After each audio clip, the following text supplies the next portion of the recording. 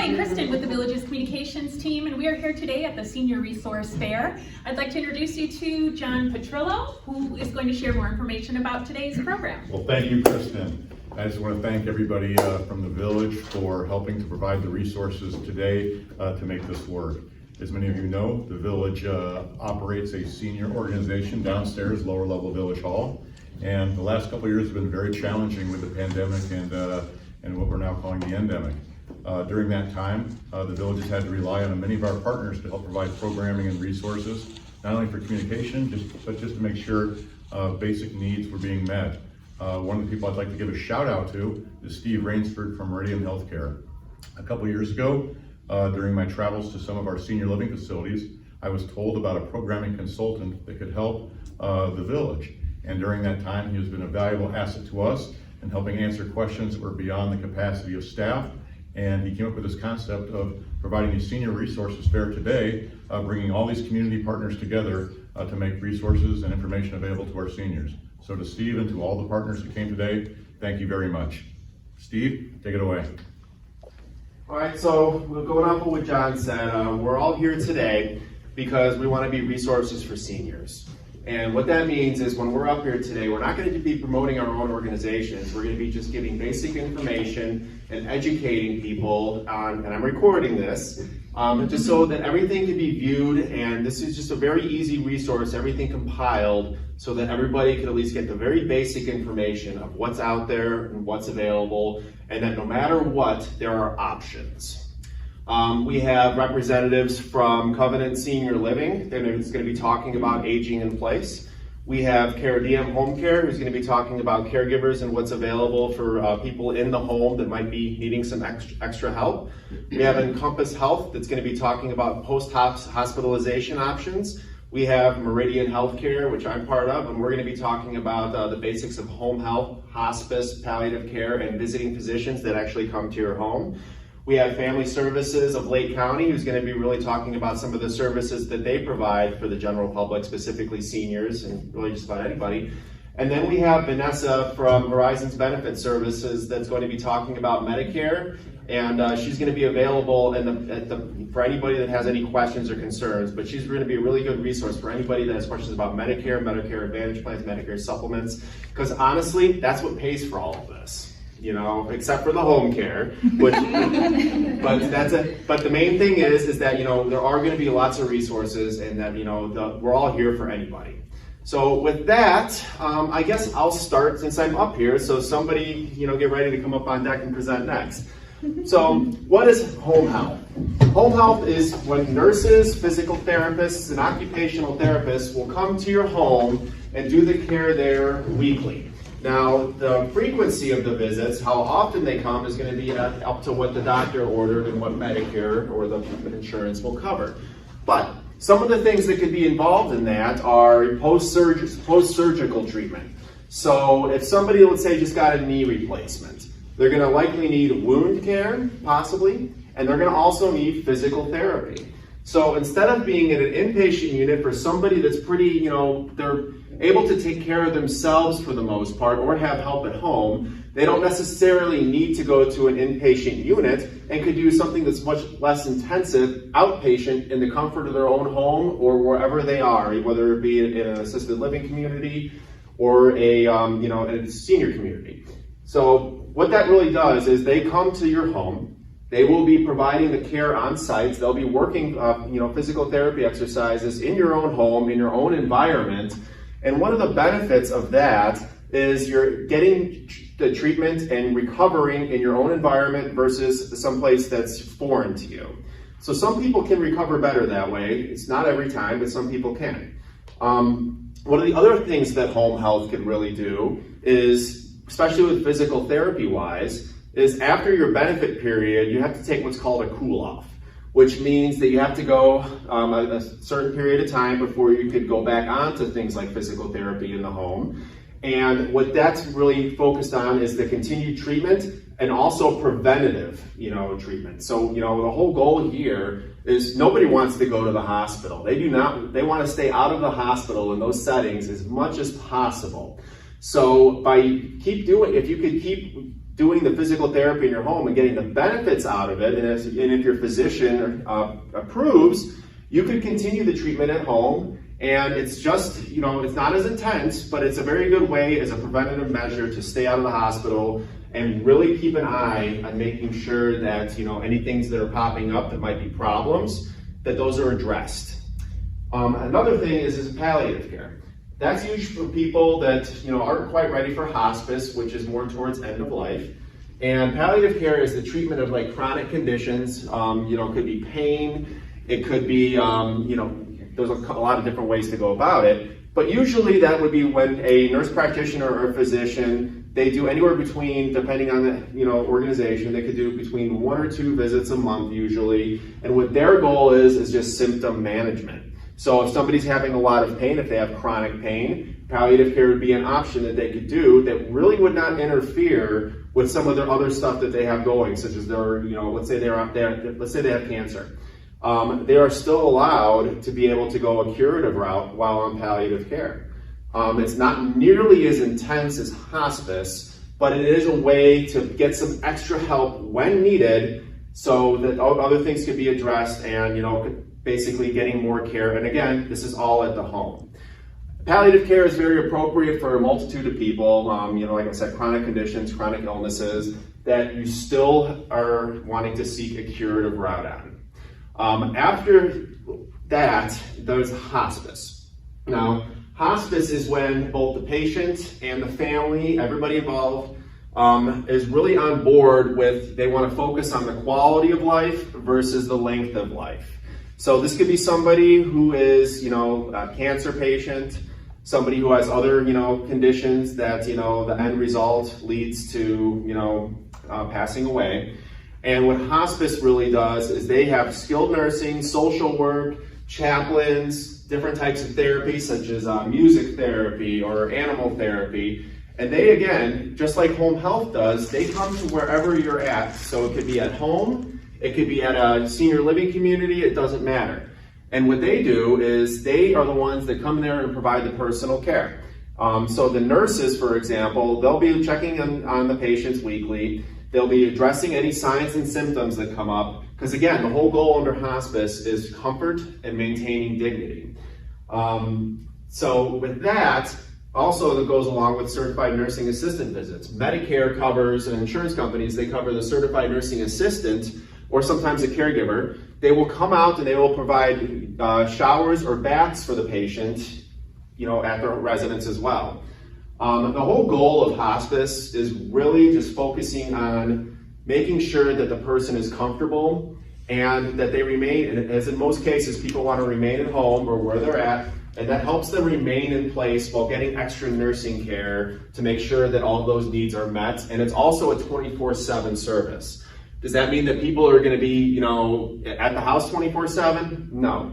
But what that means is that if there's an emergency at 2 a.m., if a patient is having signs and symptoms, you have that support. You call the hospice organization, you say what's going on, and if it's something that can be addressed over the phone, it'll be addressed over the phone and guidance will be provided.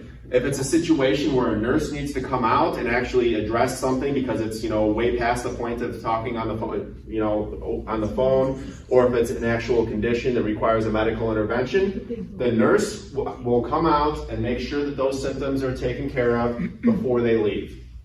There's different levels of hospice care. I'll just touch on it very briefly. Routine care is what I just basically was talking about. That's the day-to-day hospice and what it does. Then there was something called continuous care. So what happens with continuous care is, let's say you get that 2 a.m. phone call, so there's something going on, and a nurse goes out and addresses the situation. They will stay on site. They'll rotate shifts obviously, but they will stay. You'll have somebody on site until those problems are resolved and taken care of. Because the last thing we want is the family to be, any hospice organization wants, is the family to be going through any type of, very stressful situation, and also the patient as well, because again, the hospice, the goal is to keep them where they're at, in order to maintain comfort and dignity. Besides continuous care, there's inpatient care. So inpatient care is when, the continuous care in the home is no longer, it's not working, or there's an intervention that's needed more. We the patients or the patient's family could elect to have them go to a skilled inpatient unit. And the goal there is not to stay there for an extended period of time. The goal there is to get maybe some extra measures taken care of. So maybe like a morphine drip or something like that, more medications that might need, to be done in a skilled setting. And what that will be able to do is get that situation under control, and then immediately once it is, they are discharged back home into the home environment. The last one is Respite Stay, which is a benefit also covered. All this is covered under Medicare in most insurance plans. Respite Care is for, let's say you're the caregiver of a loved one, and you're getting burnt out. It takes a lot out of somebody to take care of someone.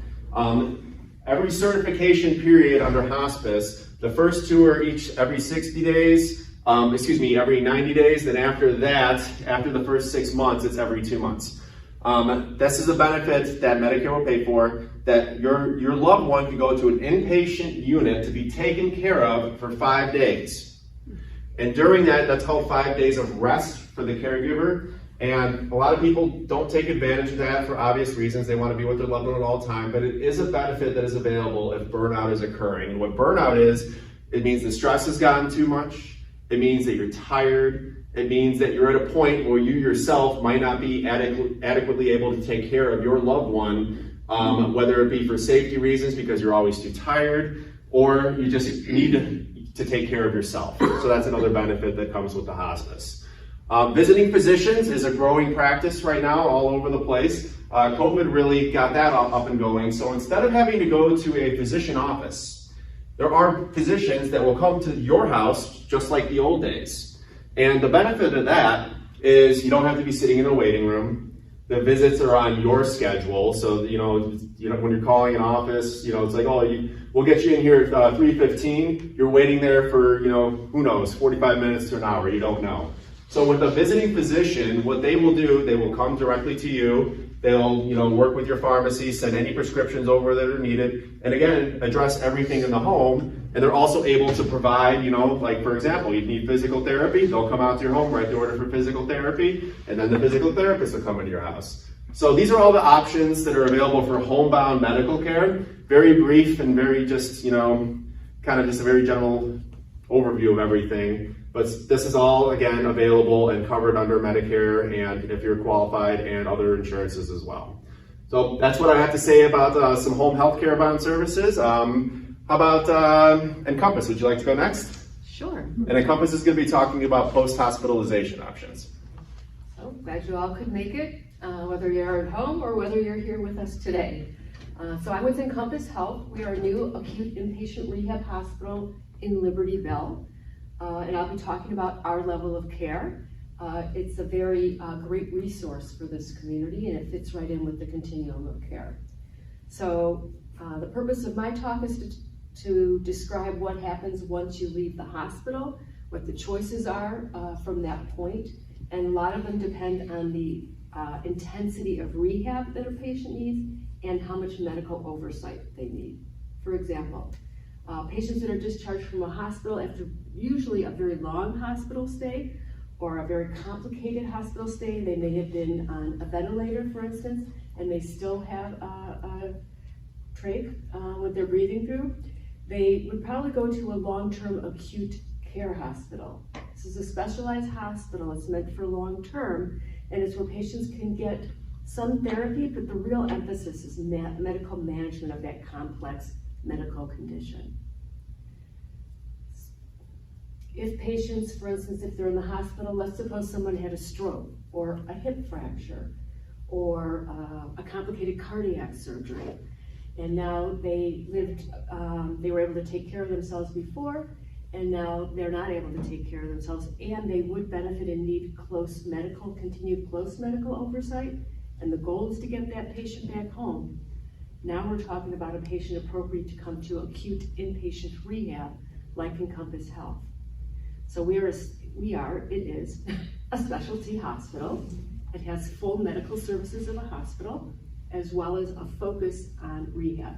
So patients at this level of care, acute inpatient rehab level of care, they get very close medical oversight 24 hours a day, specialized nurses that are trained not only in nursing, but are also trained to help carry out during the off hours of the day, off being when patients are not in therapy, what that patient has learned in therapy, so that when they go home, those skills are very comfortable and common and they are safe to be discharged home. Average length of stay is anywhere from 10 to 14 days, not meant to be a long-term stay. So for patients that perhaps don't need that close medical oversight, but would benefit from additional therapy, most people are most familiar with skilled nursing facilities that also have rehab within that skilled nursing facility. And that is designed for patients that are less medically acute, that need therapy, and some, a nurse there, but the nurse is typically there for emergencies, medication management. And they'll participate in therapy. Each facility offers a different length of therapy, and lengths of stay are variable based on the patient's condition. After the subacute or skilled nursing, for patients that are discharged from the hospital and don't need that intense medical and or therapy, Steve did a wonderful job of talking about home health. Patients would go home, they would have a medical, either a nurse and or physical therapist, occupational therapist, etc., come visit the home a couple days a week. And then there's outpatients. So that would be for patients that leave the hospital, maybe they've had a rotator cuff injury or whatnot, and they need rehab, and they can live in their own home, and they're gonna go to the facility or the offering that provides that therapy services. So it kind of gives you an idea based on the medical complexity and based on how much rehab a patient needs. It's amazing to me working in the health field how much influence patients and their families have. And so it helps to be educated about what your options are, so that if that unforeseen time does come, that you can advocate for yourself or your loved one to get the best care possible. Thank you. Next up, all coming into the the aging in place, and we're talking about the homebound care. We have Covenant Senior Living coming up to talk about the different levels of aging in place. Hello everyone, my name's Abby, and I'm here with Jacqueline, and we're from Covenant Living of Northbrook, which is a Chicago-based, non-for-profit, faith-based, continuing care retirement community.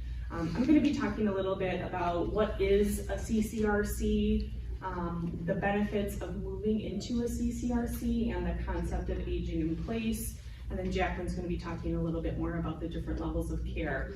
Just a little background about myself. I've been in the senior living industry for about 4 years.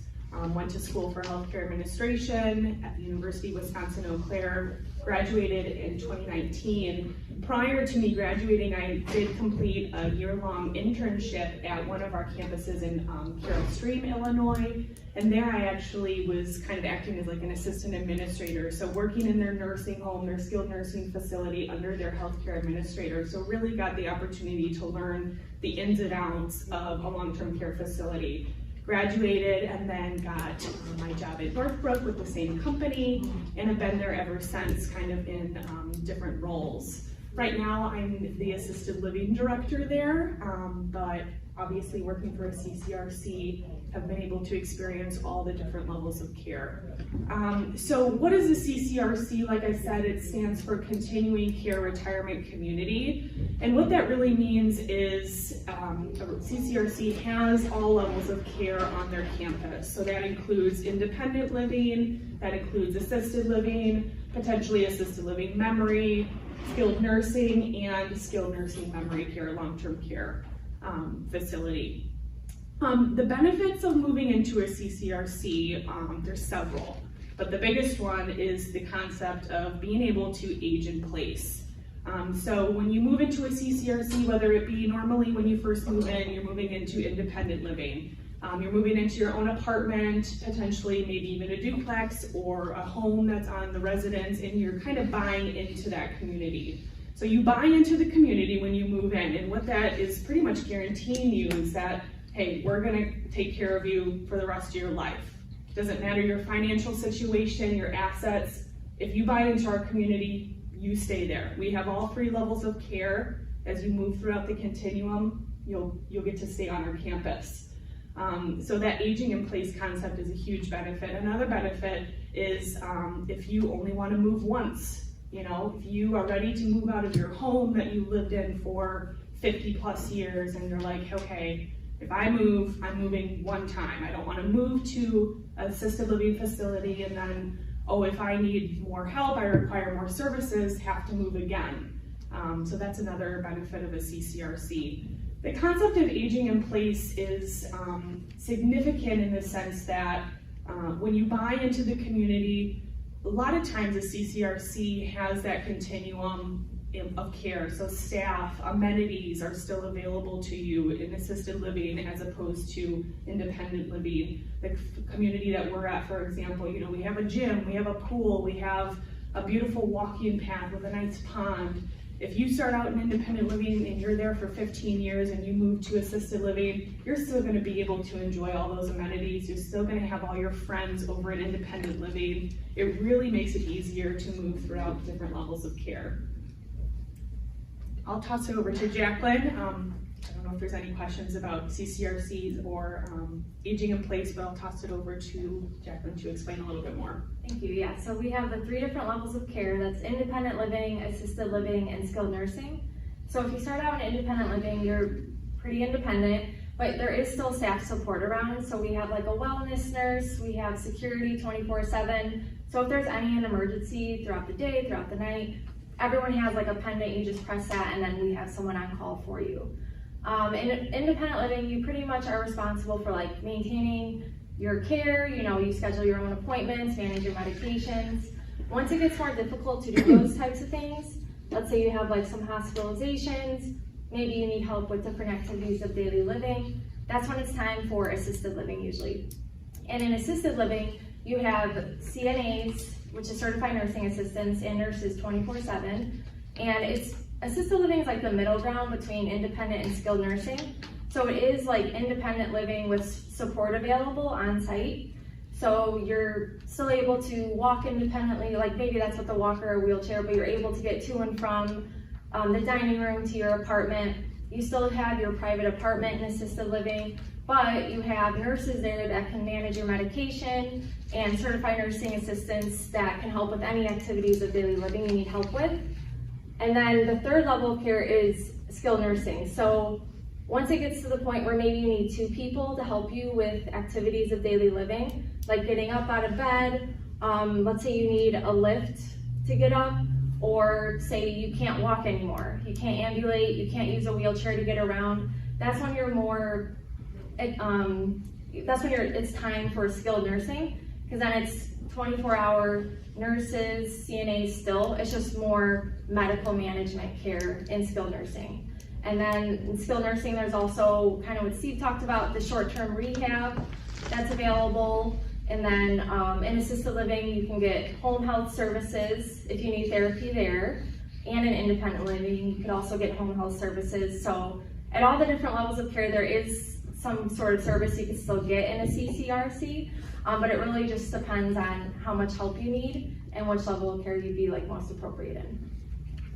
One other last point, you know, we hear a lot about aging in place. You know, when people think of that, they think, oh, like, I want to stay in my home. Well, a lot of times if you want to do that and you require more care, more services from a professional, someone other than a loved one or a friend, you would hire a caregiver, right? So a caregiver in your home. And that's like the biggest competition for CCRCs, right? Is people who want to stay at home and they're willing to just get caregiver services come into their house. But at some point, that's not going to be viable.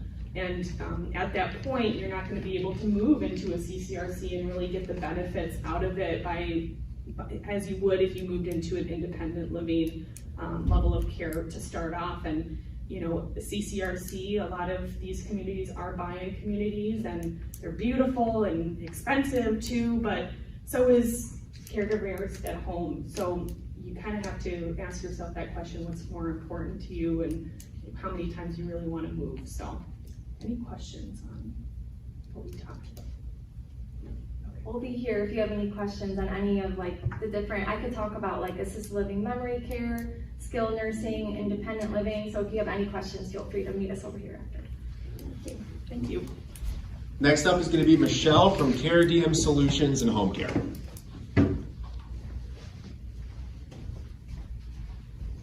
Trying to look at the times because now good afternoon. All right, we started with good morning. My name is Michelle. I'm with Caregiving Solutions. I'm also a certified dementia practitioner and have been working in healthcare for over 20 years. So my topic here today is about caregiving. We hear that a lot. We hear ADLs, caregiving. So I'm just here to briefly talk about a little bit of what it is, what you're looking for in the different types of caregivers that's available. So number one, what is the main purpose of a caregiver? What is a caregiver to begin with? We talk about this. People say, I want an assistant, I want a companion, I want a caretaker, I want a caregiver. But what does this really mean? A caregiver is someone that cares for the health and well-being of someone who needs help with a daily task. So again, you talk of daily task and activity, it could be a non-medical need as well. So it could be, so in simple terms, a caregiver is a person who tends to the needs of someone or a concern, whether it's short-term or long-term. So that could mean that they have different responsibilities. So usually, what are the main responsibilities for caregiving? Someone that would assist someone with personal care. So that's what you hear a lot. The ADL stand for Activities of Daily Living, and that means assistance in bathing, grooming, dressing, toileting, and sometimes some exercises. There are other support services of that, which I'll go on the next. People say to me when I talk to families, well, I want a caretaker, Michelle. How does that work? So usually when you say caretaker, you're referring to someone employed for you to look after your goods, property, sometimes to look after for your pets, and it could be a person too. So there's the reason why they sometimes mix those two, that I need a caretaker. But I think most families that are talking about that are also talking about someone to take care of their homes when they're, wherever the home may be. It could be in, a vacation home, your own home. It could be an independent living, retirement community. Anything that a family would consider home is what it is. So there are different types of caregivers, and let me start with the most basic one. Of course, we have the family caregivers. It's always, important to address and know that, because when people come in, and say, I have a caregiver, the general assumption is that, a caregiver is something that you hired and paid for, but it's not. It starts at home with family members. So it could be, what is the most common one? It could be the spouse who is, more able to take care of the spouse. It could also be the adult, we call that the adult daughters and son. It could be the daughter-in-law or the son-in-law. These are the ones that are usually acting in as a family caregiver. Or it could be the granddaughter or grandson, a college student. It's, someone in high school that has the ability to just be with their grandparents when they need to. So family caregivers are very common. What are the positive side of that is you don't pay for it, right? They're there, and for a fact there's no trust issues, or thinking, will my loved one be safe with a husband? I won't talk about the maybe family care services would talk about the abuse and different stuff, but I'm talking of all the positive stuff. When that happens, it could also be that family would want to pitch in. It cannot be just one. Like, for example, the spouse would be there, then he would ask the grandkids to be there, or the daughter could be. These are all considered caregivers. So it's what we call the family caregivers. We have the second part, which is what, as Steve mentioned also, we have the non-medical in-home caregivers. So this is a professionally trained caregiver that can help someone in their home. And as I stress again, a home is where you decide to stay. So it could be at your original home where you were born and grew up. It could be in a facility. It could be in a community, a retirement community that you consider home. So this could be some non-medical in-home caregivers. So it depends on state regulations, but you'll be surprised that there are some that are providing even LPNs and registered nurses, aside from just a trained caregiver or CNA that can come to the home. So I reviewed, I think in the state of Illinois, all of those options are available. There are private nursing available if families can afford it. What are the things to consider on that is there's a lot of things you would have to look into in order to get this second part, because it's not your relative. You pay for the services. And as they said, it's not covered by Medicare. So these are some of the stuff that you can, you'd like to think of. But if you can afford certain services or you have the resources to be able to get these services, then that's another way for you to get caregivers. The third one is through what Steve mentioned a while ago, through home health. Home health caregivers are also possible, and I would add to that as well as hospice caregivers. Because when you get these services, they have the supportive care available for you. So depending on your need may not be someone that is one-on-one for 24 hours or 8 hours a day. You're looking at someone to complement what you're already getting from services that you're getting from, let's say, home health. So they're called home health aides. So the home health aide, if the need is just for bathing or you're showering in between the rehab that you're getting from in-home services, that is also considered a caregiver. For hospice too, so they have mentioned most hospice agencies do have the CNA aspect as part of their support. So some hospice agencies can also provide that, where if the family needs some extra assistance that would help turn their loved ones, would provide additional support, have the provide some personal care. This is a good education for everyone that you don't really need a private caregiver for this, or you're not required to always have the family be in charge of that. You can have that services too under hospice and under home health, and these are also part of caregiving. It's also a kind of caregiving. Another one, which I'm trying to see if there's anyone here that would talk about it, but it's adult daycare. A lot of the communities, such as Vernon Hills, do have that option. So for those who are at home listening about, try to look at your community and find out where adult services are provided. Because some, as they said, when you're trying to think of whether it's time for you to move on into a Ccrc, as what Abby said, or you're trying to think of what's the best way for my loved ones, not everyone thrives in their home environment. And maybe the way for you to do that is to try and see what is available in your community, and do send your loved ones to spend some time at a local adult daycare. These services there are activities and social opportunities for people ages 65 and over. I'm not sure if it's younger than that, but I know that's available. I'm not really aware of how the payment system works, but that's also an option for you. And then the last but not the least, we do have people that just say, well, I'm feeling great, but now I cannot reach the stuff that I used to get. I just need a companion. That's another type of caregiving, believe it or not. You go and find someone that would do housekeeping services for you, and there are a lot of families that I know that have trusted their housekeeper and have trusted them enough to help them at least, have their meal prep done after the fact that they've done general housekeeping. So that is also a caregiver, considered a caregiver in general. So when you hear that, word, we wanted to express to everyone, that it's not all about the spending, because if you have great family support, you can get caregivers from families. If you do have amenities in your community where you're at, you're going to get great service as well by, bringing your loved ones to an adult daycare. But when it's time for you to make that decision, when things are getting more complicated, you can opt for a lot of different resources, right? You can go to a community if you feel that that's the best solution for you, or you can try and hire a caregiver at the home and see how that goes.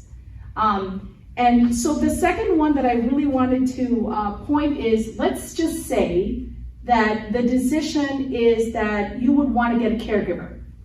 You don't have a son or a daughter, or they're out of town. There's no adult daycare available, or no one's going to bring your loved one there. So what are the tips? I've worked with with some elder law, attorneys and ones that have reached out to them, and I found this 10 tips for choosing a caregiver for an elderly very, very, helpful for me as well. I have some materials here that you can take home if you want. So just a quick overview. Over 41 million Americans have chronic health conditions that limit their activities of daily living. That's number one. Number two, 12 million are unable to live independently. This is about from 2019 figures. And 1 out of 5 elders who have attained the age of 85, more than half are impaired or need long-term care. So as you're doing that, you want to continue on. A lot of people are, living longer. And so what do I have to consider? You're going to ask yourself. And I'll run through this really quickly. Again, the brochure is here. I have handouts for you if you want to look into that. Number one, assess your home care needs. That's important. You have to evaluate the help that you need at home. So whether or not you have to ask someone to help you out on that, it's an option for you. Do you need home health care? Maybe you don't need a caregiver. Maybe it's something different that you need. Are you in pain? Do you need to go to your doctor and try to figure things out? Or is this just a daily thing that you're experiencing at home that you might need some assistance and you don't have anyone? Number two is, do you need help with someone that would run errands for you? Do you have a neighbor that can help out? Those are also options for you. Number two is, write a job description. So if you're not sure, you try to write, okay, what do I need? What am I looking for in the person that I want? So then you list your healthcare needs. There are some families, believe it or not, that are looking for LPNs. I want an LPN. I don't want a CNA. I don't want just a caregiver. I want this. So write it down. Try to figure out, is this something that you would need? Then develop a job contract. So a job contract is based on the job description that you have just put in. How much are you willing to pay? Are you going to pay for their Social Security if you hire them? Are you just going to hire someone that's referred by family? What are the unacceptable behaviors that you might be looking for? You don't want someone that's smoking. You don't want someone that uses abusive language.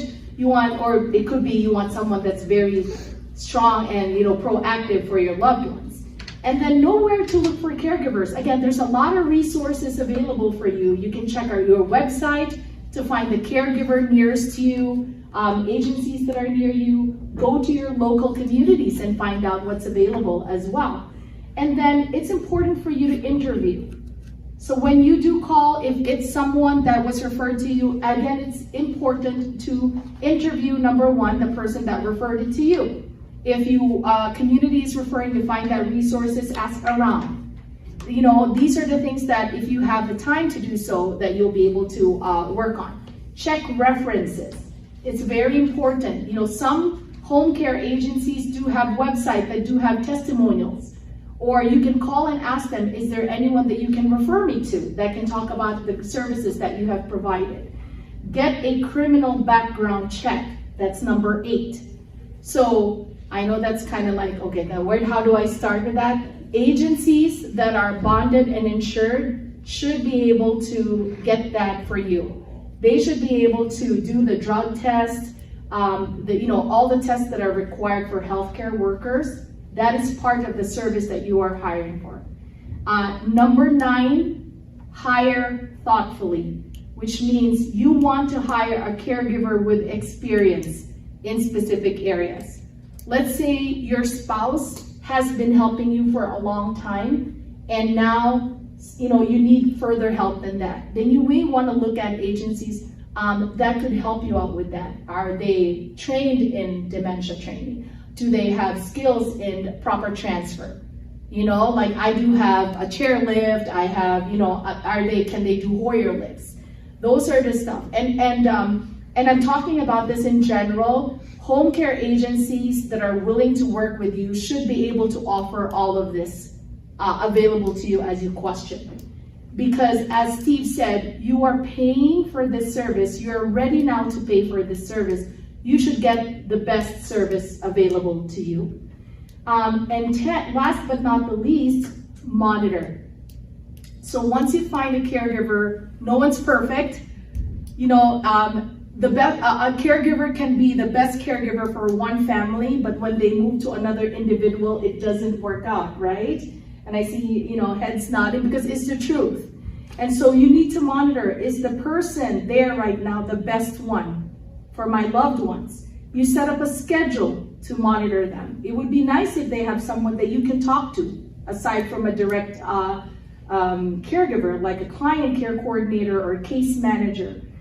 Sometimes there will be situations where it gets more complicated than just you doing all the research, that you may want to hire a geriatric or a case manager. Like, you know, go to Family Services of Lake County. These are just available options for you. Know that the ways that it's not, you're not alone in this. There's a lot of resources for seniors in order for you to get these services available. And last, so that's the top 10, and I have that resource available for you. And last but not least, I know caregiving in general is something that you pay outright, but know that there are now more support services for this. The VA is now monitoring to provide more hours available to our veterans where they can get free service. That's something that we cover. The next one is long-term care. I know that's not very familiar with one until one needs it. So long-term care is something also that's available for you through that. Again, this is the private pay section. So look for a caregiver that is flexible to your needs. If you need, unfortunately, with the demand now since COVID, as what the village has experienced, it's also very hard right now to get that. But it doesn't answer for the fact that you cannot get more than what you need. So a proper assessment and a proper research together with your help, you should be getting the best caregivers that you need for your wherever you are. So if you have any questions, my name is Michelle. Feel free to ask later on. So with this, Steve, thank you so much for the time. Next, we're going to have Linda from Family Services of Lake County go over a little bit about what they do and some of the things that the benefits that they can provide to area seniors. Hello, everybody. You've been hearing the word caregiver discussed by almost everybody who's come up and spoken here today. And I'm going to continue on this and tell you about how we work with caregivers.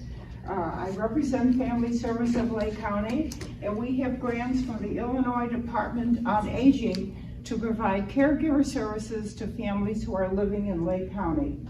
Our services are free of charge, and the qualifications are you have to be living in Lake County, the care recipient has to be over the age of 60. If there are some problems with cognitive skills, there could be a younger age that will qualify for this, but across the board for the different grants that we have, the average age is 60. So our caregivers are taking care of someone in the home. That's a qualification. You have to be taking care of someone in your home. So you've heard the word caregiver talked about so much here. What is a caregiver?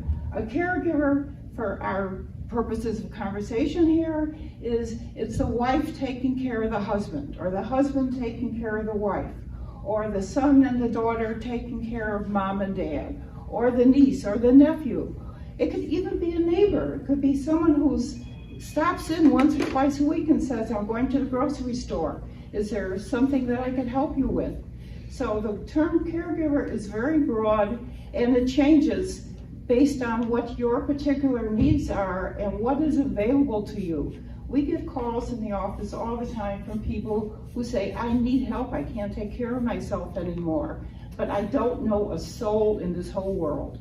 And you start talking to them, and you start kind of peeling back the layers, and suddenly they realize that that neighbor who came in and asked them that they were going to the grocery store, they could actually be, under the title for our purposes, a caregiver. So we try to make it as easy as possible. There's no charge for our services. They are more limited in what we provide, but the point is that we do provide the services. So how does this work? What is the process for this? So I have a daughter, for purposes of conversation. She lives in California. Mom's living here in Gurnee, Illinois. She could be the caregiver for her mom because she is a daughter who's caring and attentive, has oversight responsibility, and we can be talking with her on the phone and make this happen for her. So the daughter calls me up and says, Mom needs help. She just came home from the hospital. There's no one else in the house, and I need someone to come in and help me with personal care, with bathing, doing some grocery shopping, just kind of looking in for her. So we work with different caregiving agencies, and we make an authorization to an agency on her behalf. On average, the grants that we have tell us how much we can spend per family per year. So based on that, and then based on the hourly rate of what the caregiving agency is charging us, we will start out with approximately 24 hours of care. So what does that interpret means? It means once or twice a week, we're going to have a caregiver from a licensed insured agency that we've made the authorization to come in and make sure that she's got her groceries that she needs, that she's got her bath and she's clean on her personal care, and she's there to listen to what the family is telling her, what they need from her. So I tell our caregivers all the time, know what you want them to do when the caregiver comes in the house. Don't expect that caregiver to come in and just take charge and just take over. They're going to do what you tell them to do. And what are some of the things that the caregivers will do? For the caregiver will do some laundry if you want them to help do some laundry. They don't clean house. The biggest problem we have with families is that when the caregiver comes in, some of the families think it's the cleaning service and they're going to clean my house. They don't clean the house. They're there to take care of your loved one. So they'll make some meals. If they do anything in your kitchen, of course, they'll clean up your kitchen afterwards. They'll help with bathing and dressing for your loved one. They'll do some light vacuuming if you need them to. And one of the nicest things that you talked about, companion care, is that they'll just sit and listen and talk to you. They can talk about a movie they saw, or a book they've read, or play cards with them, or Monopoly, or anything they want to do. So kind of know what you want them to do when they come in the house. In addition to this care with the caregiving agencies, the grants that we have also have other parts to them. It's called gap filling, and gap filling is we can pay for some of the services that you need. For instance, you need a wheelchair, or you need a walker, or you need bed rails. The thing that people ask us more for to pay for than anything else is adult diapers and handrails in the shower. Those are other things that people, and insure, that's another very, very popular item that people ask us to pay for. And that's free of charge for them? There's no charge. So what it is I suggest to the family that they make the purchase, send me the receipts, and then I reimburse the family for it. It's the simplest way to do it. And it works out real well for us. Another question, and I'm sorry I'm interrupting. No, that's fine. But I will forget it. Yeah, no, go ahead. Can you tell me how many hours a caregiver is allowed to stay with the patient? It's not allowed so much. It's what the family is requesting. And that's why I was saying, usually when we have our 24 hours of service that we can pay for, it usually works out to about twice a week. And the caregiver agencies won't come out for less than 3 hours. And many of them are now 4 hours. As you probably all know, there's a real shortage of caregivers. I mean, it's a real problem right now. It used to be a family would call me up for one service and I'd get on the phone with an agency and we were done. Now, I went through 5 different agencies on Friday until I finally found someone in Lake Zurich who could help this family out. So, I mean, there's a real problem with finding caregivers. But they are out there, and we all have to be very positive about where we're at with COVID and hope this isn't going to be forever, that we'll live with it, adjust to it, and learn from it. Did that answer your question? Yes, it did. Yeah. We also have more than one grant. So when I'm saying 24 hours of service, that's from one of our grants. If it works out well and we want to continue it, then we can look at another grant and try to extend the hours on that. So we have gap filling where we can help you with some items that you might need. We also have legal services if you need to have a POA form, power of attorney, or services for financial. We can help you with those, with getting those forms done with wills. So legally we can help you. We also work with a lot of grandparents. We have a lot of grandparents that we're working with. So we can help them with guardianship and adoption. I know this might not be the group for wanting that, but you might know someone down the road who might need that, and we can work with grandparents on that. So legal services, gap filling, respite, and counseling. We have many clinicians at Family Service of Lake County. We service all of the county, and we can help you provide counseling services for yourself. I tell my caregivers all the time, take care of yourselves, because if you're in good health, you're going to be so much more beneficial to your loved one. And one of the best things you can do for yourself really is think about having counseling services. So I've spoken very fast. I've given you a lot of information. I have business cards here. To begin the process, you just have to call me. I'm very available to you. All right, thank you for your time and listening. Thank you. Last but not least, when it comes to the healthcare aspect of things, how is it paid for? We have Vanessa here from Horizons Benefit Services, and she's going to briefly go over Medicare, Medicare Supplement, and some Medicare Advantage plans. Hello. My name is Vanessa. I am from Horizon Benefit Services. Just to kind of give you a little bit of background on Horizon Benefit Services is that we're actually located in Waukegan, Illinois, right? But we do service all Lake County of Illinois, or all of Illinois and all Wisconsin, so we kind of cross borders there. We actually are just about to complete our 10 years in the community, so a round of applause for that.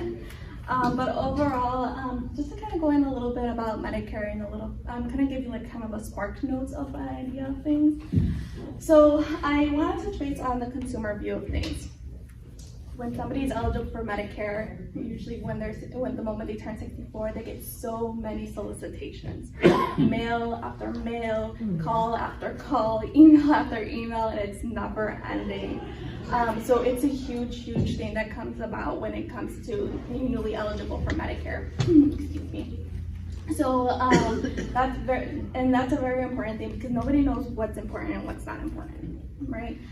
So in that case, that's where a local agent, whether it's Horizon Benefit Services or somebody of your preference, having a local agent help you figure out what is the best plan for you, or what is the best options, and when you should start Medicare is very important, because there's different enrollment periods. There's different times when somebody should enroll into Medicare without incurring, for example, a late enrollment period or a late enrollment penalty. In that case, that is very important to kind of figure out things like, hey, is it time for me to enroll when I'm newly eligible for 65, or at 65, or I'm still working, I get group health insurance, for example. Do I still need to enroll into Medicare insurance? So it's very important to do things in a very timely manner. Typically, it's always recommended to do things 2 to 3 months prior to your 65th birthday. If you're enrolling, whether that's engaging into the enrollment process for original Medicare or traditional Medicare, or that red, white, and blue card that many people see on commercials, or whether that is you are collecting Social Security benefits and you're automatically enrolled into that process. But it's very important to know where you start, where you should start, and where you stand, right? In that case, that's where I go into Medicare Part A and B. So Medicare Part A and B is hospital and doctor coverage. It's not supposed to cover everything. It is about 80% of coverage and services. In that case, that's where the additional insurance comes in, whether that's the route of a Medicare supplement with a drug plan or a Medicare Advantage. Everybody's needs is very special. Everybody's needs is very different. Everybody has different doctors, different medications, and just different things that they're looking into or basing it on something, for example, dental, vision, and any over-the-counter benefits, right? It's their driver. So that's why it's so super important to talk to your local agent and be like, hey, these are my needs, this is what I want in my plan, or this is what I need, or this is what I'm looking forward to, and to make a recommendation or to the best possible plan. You know, getting that first time around, having that right decision the first time around is very, very important.